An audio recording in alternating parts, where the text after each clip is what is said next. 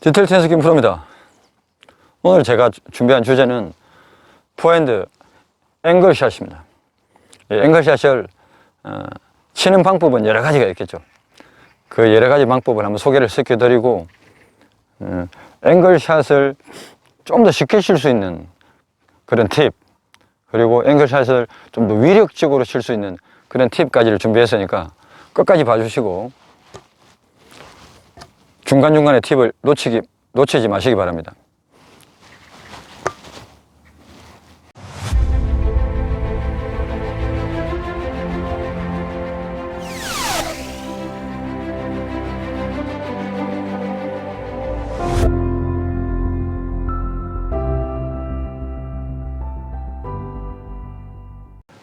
자, 포핸드 앵글은 자주 구사하시는 분도 계시고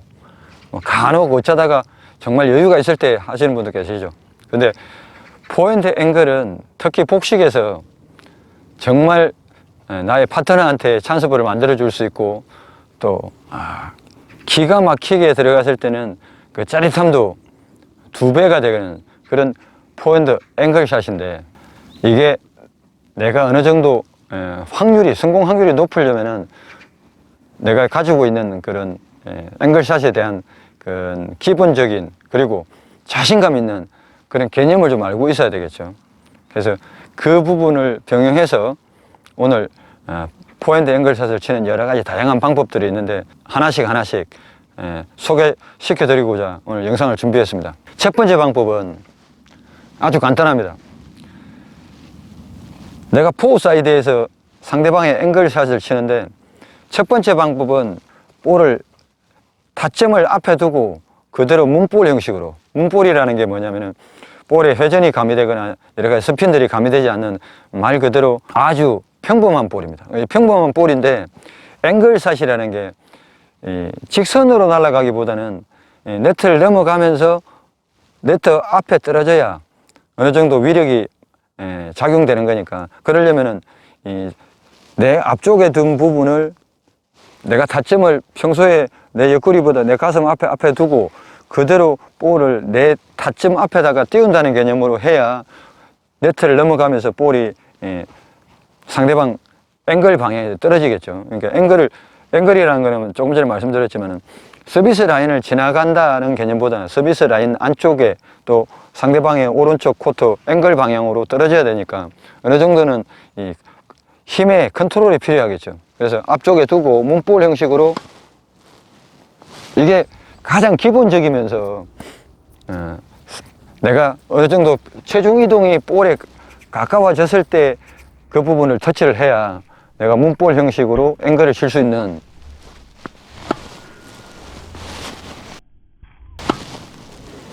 자, 이런 느낌으로 가볍게 터치감을 가볍게 하면서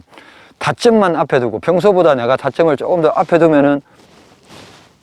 내가 치고자 하는 방향이 상대방의 크로스 방향이 되기 때문에 더 좀 앵글각을 치는 데는 아무래도 좀 더 용이하고 또 쉽게 이 앵글 방향을 칠 수 있겠죠. 앵글 방향을 치는 두 번째 방법은 볼의 이 세시 방향, 그 세시 방향의 바깥쪽에, 세시 방향의 바깥쪽 공간으로 내 라켓을 그대로 그립으로 막아보는 겁니다. 그러니까 시범을 보이면은, 자, 볼의 세시 방향이 이 방향이겠죠. 이 볼의 바깥쪽 공간을 내가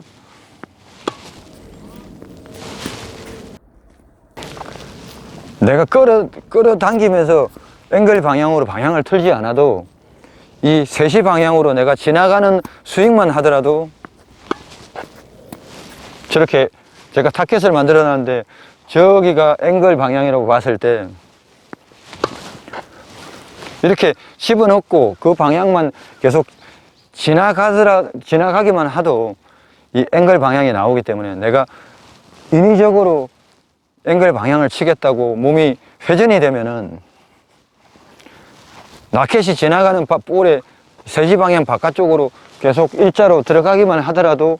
앵글 방향이 나오는데, 이걸 끌어들이면 이런 현상이 나타납니다. 볼의 바깥쪽이 아니라, 볼의 바깥쪽을 치는 게 아니라 이 안쪽 방향, 볼의 안쪽 방향을 끌어가기 때문에 볼이 넘어가질 않고 당겨치는 스윙이 돼서 앵글이 성공이 되지 않고, 그리고 에러가 먼저 발생이 되고, 또 거기다가 안쪽으로 갔다는 것은 채공 시간이 있는 볼을 만들지 못했기 때문에 설사 이게 당겨서서 들어간다 하더라도 앵글이 아니라 아웃될 가능성이 많고 네트에 걸릴 확률이 훨씬 더 높은 게, 항상 볼의 세시 방향의 바깥쪽 부분을 그대로 집어넣는 이것만 생각하셔도 성공 확률이나 자신감이 본인한테서 장착되어 있다 그러면은 앵글 방향에 치는데 많은 도움을 받으시리라 생각합니다. 덧붙여 가지고 이 앵글 방향을 처음에는 지금은 집어넣는 방향을 했지만은 라켓을 든 팔이나 아니면 라켓의 스피드를 이용해서 그 부분을 좀 더 이어서 스피드를 가미한다 그러면 회전이 많이 섞인, 그리고 순간적으로 볼의 상대방 앵글 쪽으로 많이 바운드가 된 다음에 튀어나갈 수 있는 그런 볼을 칠 수 있겠죠. 시범을 보이면은 조금 전에 첫 번째 바깥쪽으로 집어넣는 거는 계속 바깥에만 집어넣고 그 부분을 유지를 하는데, 이 팔을 바깥쪽으로 집어넣으면서 팔을 스피드를 낸다든지 아니면 헤드의 스피드를 이용해서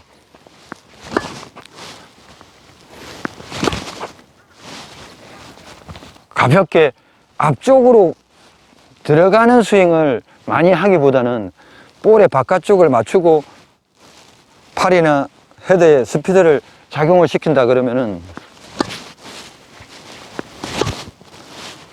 이렇게 회전이 섞인, 회전이 많이 가미된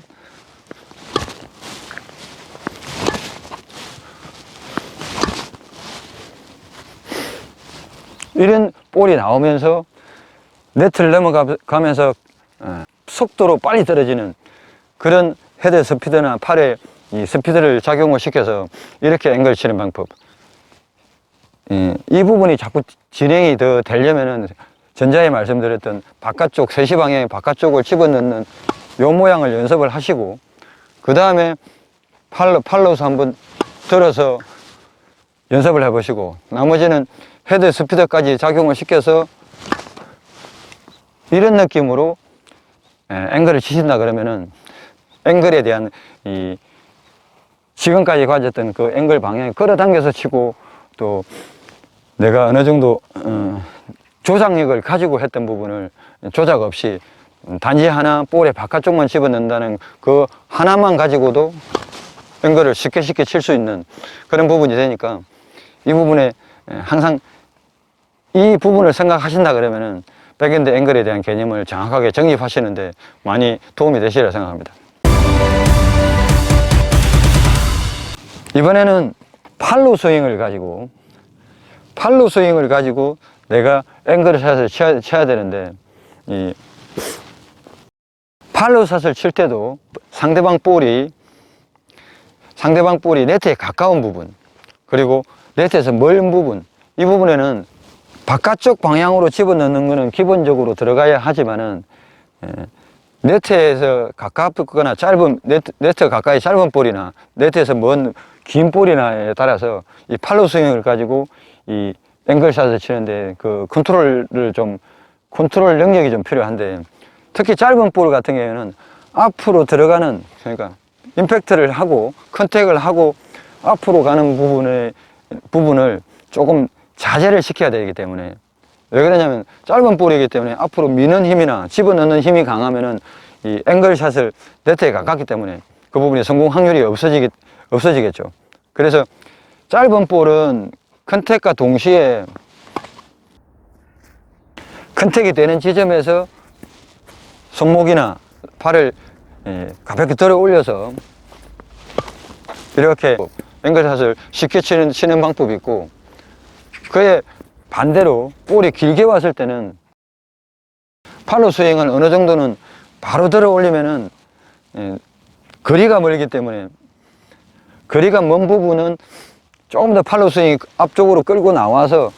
볼의 세시 방향 바깥쪽을 이렇게 연이어서 돌아가줘야 이렇게 앵글샷이 볼의 앞쪽으로 들어가는 힘을 좀 더 전달시켜서 그렇게 해서 앵글을 구사를 해야 내가 확률이 높아지고 또 나의 체중도 따라가서 볼의 스피드나 파워에